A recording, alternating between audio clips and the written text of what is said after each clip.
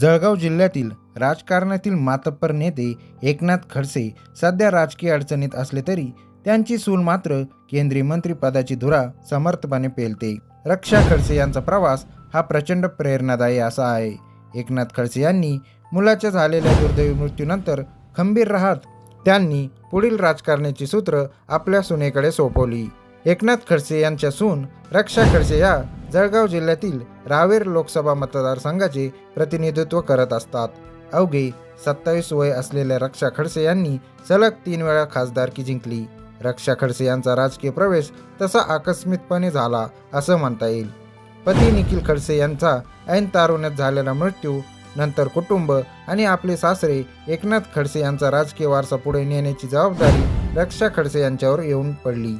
रक्षा खडसे सुरुवातीला कोठाडी या ग्रामपंचायतीचा सरपंच होत्या. 2012 साली त्यांची जिल्हा परिषद जिंकल्यावर सभापतीपदी वर्णी लागली. पहिल्याच टर्ममध्ये सासरे एकनाथ खडसे यांनी त्यांना आरोग्य, शिक्षण आणि क्रीडा सभापतीपदी काम करण्याची संधी दिली. अशा प्रकारे त्यांचे अधिकृत राजकारणात प्रवेश झाला असं म्हणता येईल. रक्षा खडसे या मूळच्या नंदुरबार जिल्ह्यातील शहादा तालुक्यातील आहे. पूर्व आयुष्यातील प्रियंका जगदीश पटेल या लग्नानंतर रक्षा निखिल खडसे झाल्या. खरं तर रक्षा खडसे यांचा अत्यंत कमी वयात लग्न झालं. कमी वयात मुले झाली आणि कमी वयातच पतीची साथ सुटली.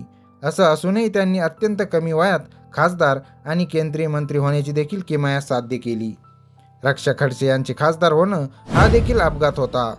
जळगाव जिल्ह्यात 2013 साली चुरशीच्या झालेल्या विधान परिषद निवडणुकीत एकनाथ खडसे यांचे सुपुत्र आणि रक्षा खडसे यांचे पती निखिल यांचा पराभव मनीष जैन यांनी केला होता. 2014च्या लोकसभेत विधान परिषदेचा राजीनामा देऊन मनीष जैन लोकसभेत उभे राहिले होते. मनीष जैन यांचा पराभव करण्यासाठी खडसे यांनी स्वतःच्या सुनेला निवडणुकीच्या रिंगणात उतरलं होतं. रक्षा खडसे यांनी सासऱ्यांचा विश्वास सार्थ ठरवत तब्बल 3,18,000 मतांनी मनीष जैन यांचा पराभव केला होता.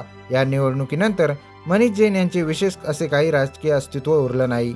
मध्यंतरी एकनाथ खडसे यांनी भाजप सोडली आणि राष्ट्रवादीत जाऊन आमदार झाले.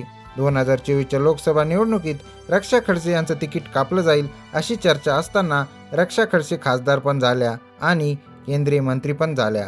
रक्षा खडसे या खऱ्या अर्थाने प्रत्येक महिलेला प्रेरणा देणाऱ्या अशा कणखर नेतृत्व आहे. हे त्यांचा प्रवास बघून समजून येऊ शकतं.